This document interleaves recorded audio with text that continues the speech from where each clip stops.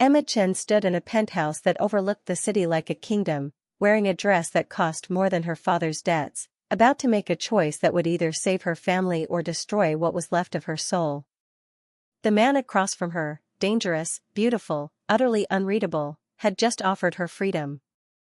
All she had to do was walk away and never look back. But we're getting ahead of ourselves. Let me take you back to the night Emma's life changed forever, the night a debt collector knocked on their door and decided her fate in less than 5 seconds. It was 11:43 p.m. on a Thursday when Emma's world imploded. She'd just gotten home from her double shift at the diner, feet aching, uniform smelling like fryer grease and broken dreams, when she heard the knock.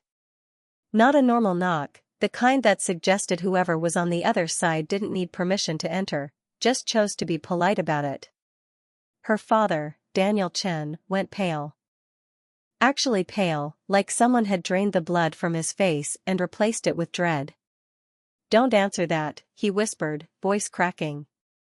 "Dad, I've been on my feet for 12 hours dealing with customers who think tipping is optional.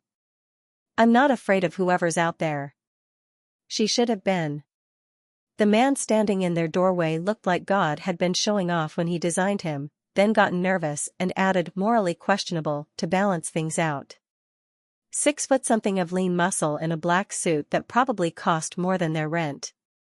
Dark hair, sharp features, and eyes so ice blue they seemed to see straight through lies into the ugly truth underneath.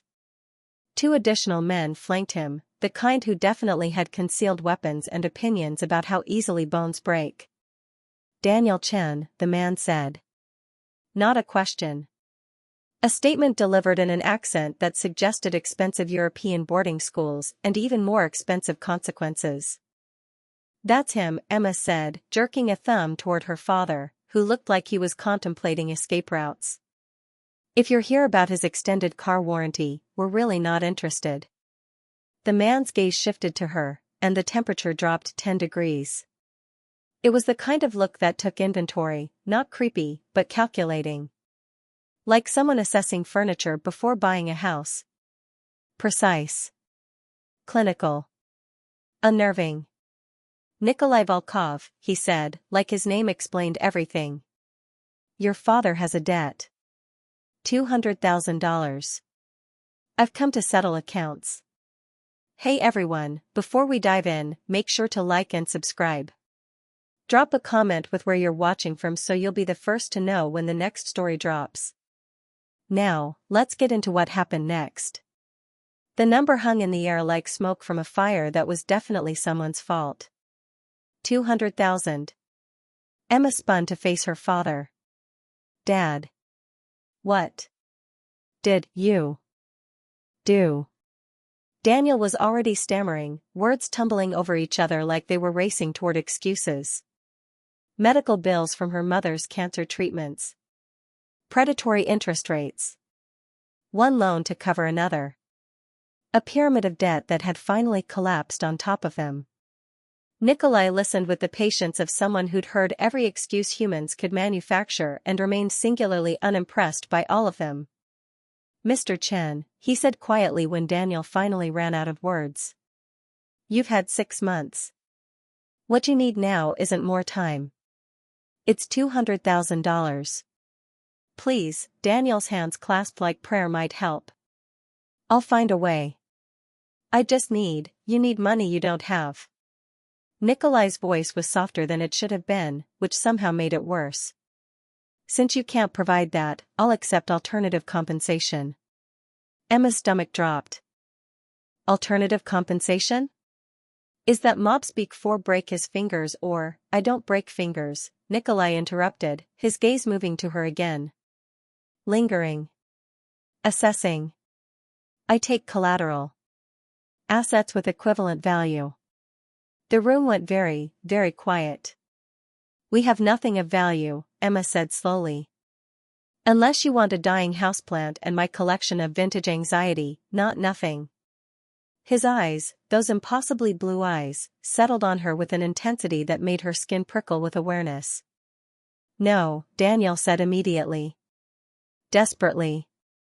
"Not her. You can't, 18 months, Nikolai said, addressing Emma directly. You work for me. I freeze the debt. Your father lives without collection efforts. When the term ends, we revisit the arrangement. Emma's brain short-circuited. Let me get this straight.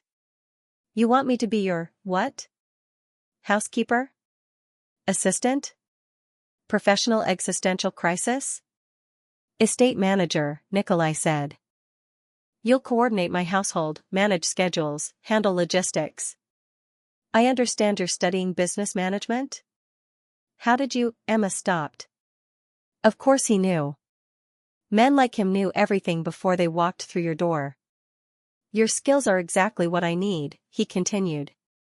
And before you ask, yes, this is entirely legal. You'll be employed, not imprisoned. Contract, salary, benefits. Salary? Emma repeated. You're paying me to be collateral? I'm paying you to work. The debt forgiveness is separate consideration. This was insane. Completely, utterly insane. Emma looked at her father, 58, gray-haired, broken by medical bills and predatory lenders. The man who'd raised her alone after mom died. Who'd worked 3 jobs to keep her in school. Who read her bedtime stories and taught her that being strong meant protecting the people you loved. If I say yes, she said slowly, I want documentation. Legal contracts. Proof that my father is safe and that this debt dies the second I walk out that door with you. Agreed. And I reserve the right to make your life absolutely miserable if you turn out to be a creep. Something flickered in Nikolai's expression. Almost amusement. Almost respect. I expected nothing less.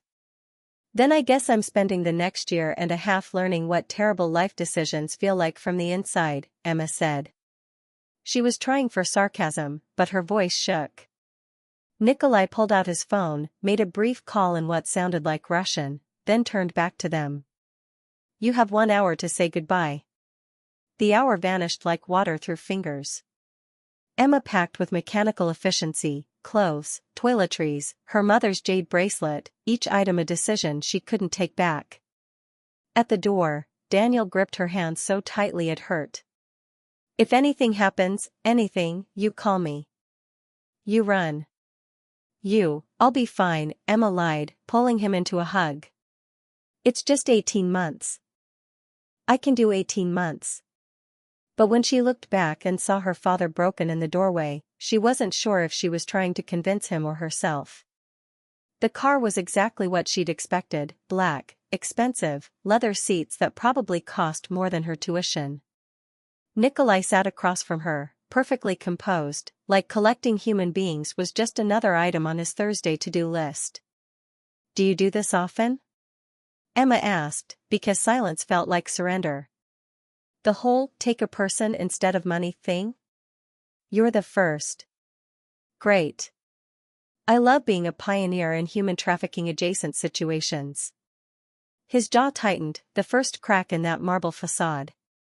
You're not being trafficked. You're being employed. Employed people usually get to say no. You did say no. Then you said yes. Under duress doesn't count as consent, Emma shot back. I'm pretty sure that's on a poster somewhere. Nikolai leaned back, studying her with those unreadable eyes. You talk when you're nervous. You have no idea. Once during a presentation, I accidentally recited the entire opening to The Lion King. Got an A for creativity, but my credibility took a hit. This time, she definitely saw his mouth twitch. Almost a smile. Almost human. The car rolled through the city, leaving her neighborhood, cramped apartments and flickering streetlights, and heading towards something that looked increasingly like a different tax bracket entirely. When the estate came into view, Emma's brain gave up trying to process reality. You live in a mansion. It's a house. It has a gate. And a circular driveway. And, is that a fountain? It's functional. Functional, Emma repeated flatly. That fountain could pay my rent for a year. This is obscene. This is practical. Practical is a nice couch and working Wi-Fi. This is a tax evasion scheme with architectural flair. But she was already being ushered out of the car, still wearing her diner uniform because apparently being collateral didn't come with a wardrobe change notice. The entrance hall made her want to cry and laugh simultaneously. Marble floors, actual marble, stretched toward a double staircase that belonged in a music video about excessive wealth. Crystal chandeliers. Art that looked like it required security guards. An interior design that screamed, "I have more money than God and fewer morals." "I think your house is judging me," Emma whispered. "The house doesn't judge," Nikolai said. "I do that." A woman appeared from a side hallway, mid-50s, steel-gray hair pulled into a severe bun, eyes that suggested she'd seen everything twice and wasn't impressed either time. "This is Mrs. Volkov," Nikolai said. "She manages the household staff." "Mrs. Volkov, this is Emma Chen. She'll be coordinating estate operations for the next 18 months. Mrs. Volkov's gaze traveled over Emma's uniform, sneakers, and general state of just worked a double shift. "This is your new manager," she said in a heavy Russian accent. "Yes. She looks 12. "I'm 24, Emma protested. "And I have a degree." "Well, most of a degree." "I'm 6 credits short, but that's basically, she's qualified," Nikolai interrupted.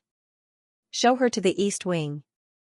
Mrs. Volkov sighed like she'd been asked to explain gravity to a toddler. "Follow me. Try to keep up." Emma's room was bigger than her entire apartment.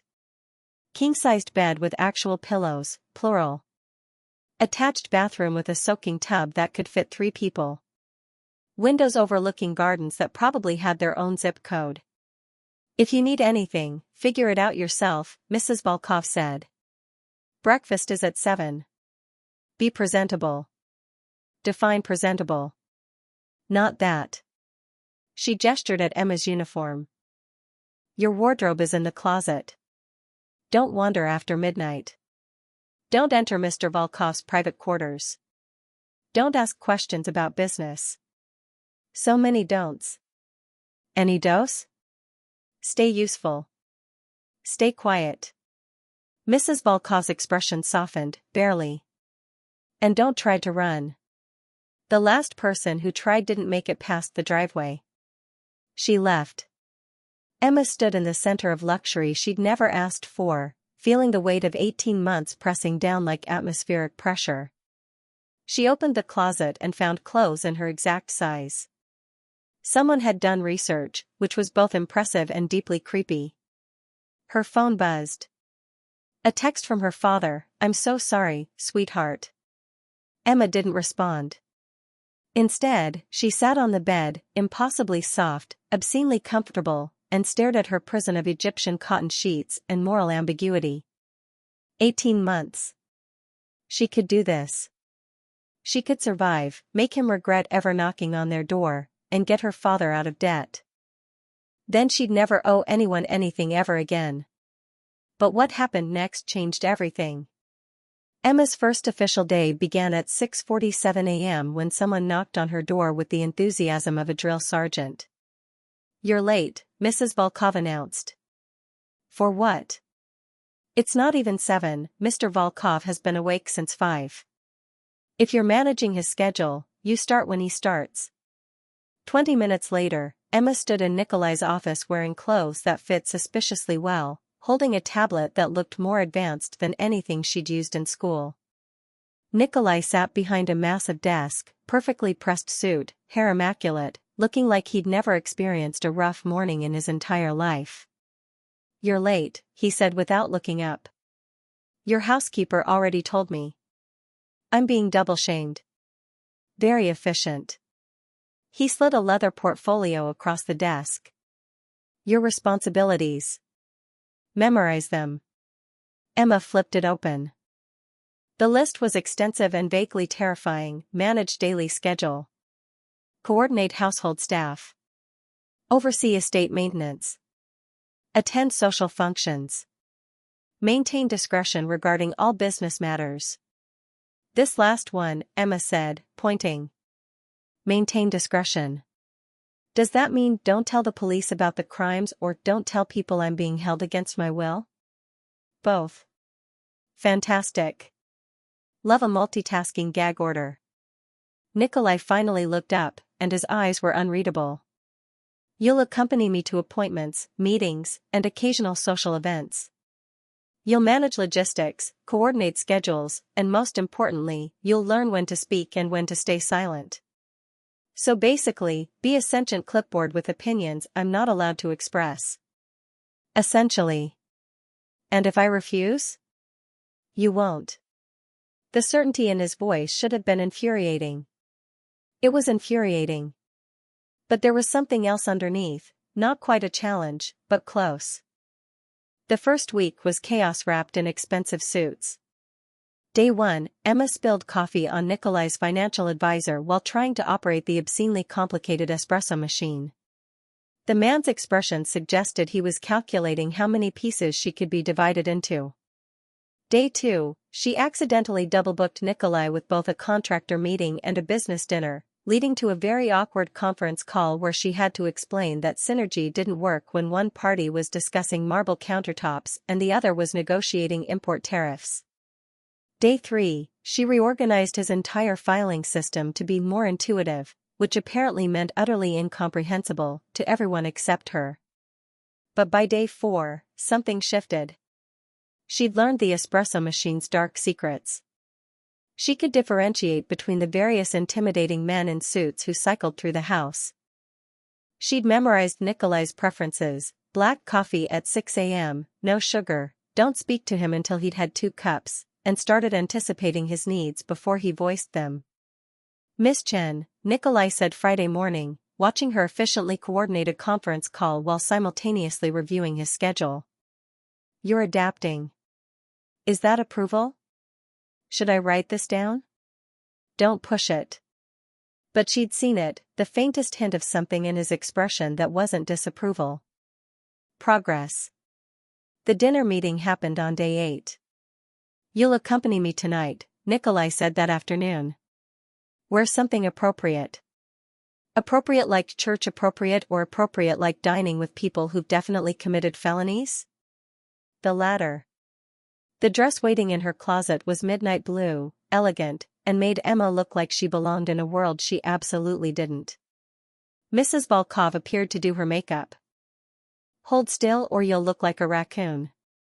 By 7 p.m., Emma barely recognized herself. Nikolai's expression when she descended the stairs was infuriatingly neutral. Acceptable. Wow. Try not to strain yourself with the compliments. The restaurant was the kind that didn't have prices on the menu, which Emma had always assumed was a myth rich people invented to feel special. Private room. Dark wood. Wine that probably cost more than her monthly income. 4 men sat around the table, older, watchful, radiating the kind of danger that came with experience. Nikolai introduced them with names Emma immediately forgot, too busy cataloging escape routes and potential weapons. Miss Chen is my new estate manager, Nikolai said smoothly, pulling out her chair. Estate manager, one of them, silver-haired, sharp-eyed, repeated. How modern. The undercurrent suggested estate manager wasn't the phrase he was thinking. I prefer to think of it as professional wrangler, Emma said brightly. Mr. Volkov's very difficult. Someone has to keep him organized. Silence. Then the silver-haired man laughed. I like her. Everyone does, Nikolai said dryly. It's exhausting. The evening proceeded with careful conversation, business veiled in pleasantries, threats disguised as jokes. Emma stayed quiet, watching. And she noticed things. The way the youngest man, mid-30s, nervous energy, kept checking his phone. How his left hand trembled slightly when Nikolai mentioned shipments. The micro-expression of relief when the topic shifted. When she excused herself to the restroom, she watched the reflection in the mirrored wall as phone guy made a call, his body language screaming guilt. When she returned, she leaned close to Nikolai, pretending to refill his water. "The nervous one," she whispered. "He's reporting to someone. Check his left jacket pocket, phone's been vibrating every 5 minutes." Nikolai's expression didn't change, but his hand found hers briefly under the table. A squeeze. Acknowledgement. The meeting ended cordially. In the car, Nikolai finally spoke. "How did you know?" "I'm a business student who worked in a diner for 3 years, Emma said. "I read people for a living." Elevated heart rate, sweating, repetitive self-soothing gestures, he was stressed about something that wasn't this dinner. "You're observant." "I'm nosy." "There's a difference." "No," Nikolai said quietly, looking at her with something that might have been respect. "There isn't." She found him in the library past midnight, unable to sleep in her luxurious prison. He sat in a leather chair, reading something in what looked like Russian, a glass of vodka catching lamplight. "Do you ever sleep?" Emma asked from the doorway. "Occasionally." "That's not healthy." "I'm obligated to tell you that." Noted. He didn't look up. "What are you reading?" "Dostoevsky." "Of course you are." Very on brand. Brooding Russian man reads Dostoevsky alone in a dark library. "You're one thunderstorm away from a gothic novel." This time he did look up, and almost smiled. "You're very comfortable mocking me." "It's a survival mechanism. If I can make fun of you, you're less scary." "I'm not scary." "Oh, you're terrifying." "But mockery helps." She picked up a photograph from the side table, young Nikolai with an older man, both smiling. "Your father?" Something flickered across his face. "Yes." "You look happy here." "I was." He took the photo from her, setting it down carefully. "He taught me everything. How to run the business. How to read people. He stopped. "How to be terrifying. How to survive." Emma sat in the chair across from him. "What happened?" "He was killed," Nikolai said quietly. "Business deal gone wrong. Someone he trusted betrayed him." "I was 23. The vulnerability was brief, but it was there. A crack in the marble." "That's why you trust no one," Emma said softly. "That's why I trust actions, not words." "And yet you brought me here based on a debt." "That's not an action, that's a transaction." "You agreed." "I had a metaphorical gun to my head." The gun was very real. But his tone had softened. Something passed between them, not quite understanding, but adjacent to it. "You know," Emma said eventually, "you're significantly less terrifying when you're tired and drinking vodka in a library." "I'm still terrifying." "Sure. And I'm still collateral. We're both pretending right now." Nikolai's expression shifted, something almost like warmth flickering in those ice blue eyes. "Get some sleep, Emma." He'd never used her first name before. She left, heart pounding, wondering if maybe, just maybe, there was something human underneath all that ice. 3 months passed. Emma learned the rhythms of the house, the patterns of Nikolai's world. She attended meetings, coordinated schedules, and slowly, imperceptibly, became something more than collateral. She became necessary. But necessity came with complications. Like the way Nikolai's hand would linger at the small of her back when they entered rooms together. The way his eyes would track her movements across a space. The way her pulse would spike when he stood too close. This wasn't supposed to happen. She was collateral. He was her captor. But the lines were blurring, and Emma didn't know how to stop it. The crisis came on a Tuesday. Emma was reviewing contracts when she overheard Nikolai's phone call from his office. "The Chen debt is settled," he was saying. "Transfer the remaining balance to his account. Anonymously. I don't want him knowing." Emma's breath caught. She pushed open the door without knocking. What did you just say? Nikolai looked up, phone still pressed to his ear. He said something in Russian, then hung up. Emma, the debt is settled? Since when? 2 months ago. The world tilted. 2 months. I've been here for 3 months and the debt's been paid for 2? Yes. So why am I still here? Silence. Why am I still here, Nikolai? Because I asked you to stay. You asked, Emma's laugh was hollow. When? When did you ask? Because I don't remember having a choice. 2 months ago, I left the contract on your desk, Nikolai said quietly. With a note. It said, debt cleared. You're free to leave any time. Stay if you want to.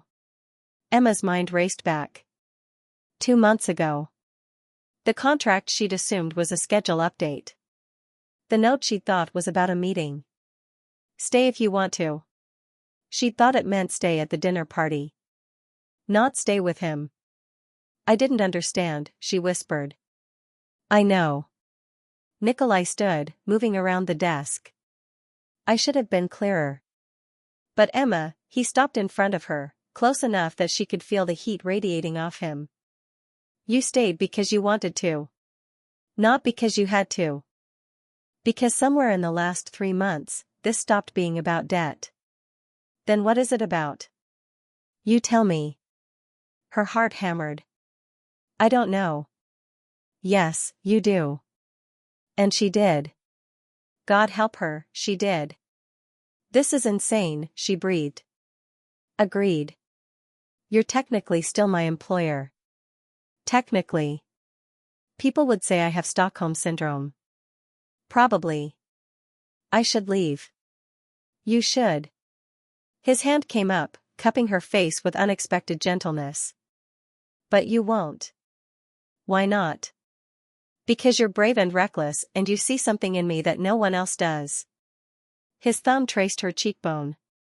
Because you stayed when you could have left. Because you're falling for me the same way I've already fallen for you. Emma's breath caught. I fell for you the moment you called me morally questionable and demanded legal documentation, Nikolai said. I fell harder every time you made me laugh. Every time you challenged me. Every time you looked at me like I was more than my worst decisions. Nikolai, I'm not good at this, he interrupted. At feelings. At vulnerability. But I'm asking you to stay. Not as collateral. Not as an employee. But as what? As mine, he said simply. If you'll have me. Emma should have said no. Should have run. Should have protected herself from the dangerous, complicated, impossible man standing in front of her. Instead, she kissed him. And Nikolai Volkov, cold, controlled, unreadable, kissed her back like she was the only warm thing in his frozen world. Epilogue. 6 months later, Avery Chen stood in the library, reviewing estate budgets, when her father called. Hey, Dad. Sweetheart, I just got the strangest notification. A large sum of money was deposited into my account with a note that said, for Emma's education. From someone who believes in second chances. Emma smiled, glancing at Nikolai across the room. He was reading Dostoevsky, pretending he wasn't listening. That's strange, she said. Maybe you have a secret admirer. It's enough to cover the rest of your degree. Then I guess I should finish it. After she hung up, Nikolai looked up. You're going back to school? Someone once told me that necessity comes with complications, Emma said, crossing to him. I think he meant I should complicate myself further. That someone sounds wise. He's really not. He's brooding and dramatic and reads Russian literature in dark libraries. She kissed the top of his head. But he's mine.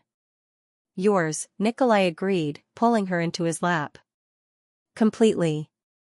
Emma laughed, the sound filling the space between debt and love, collateral and choice, captivity and freedom.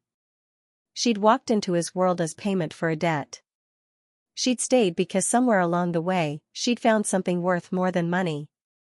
She'd found home.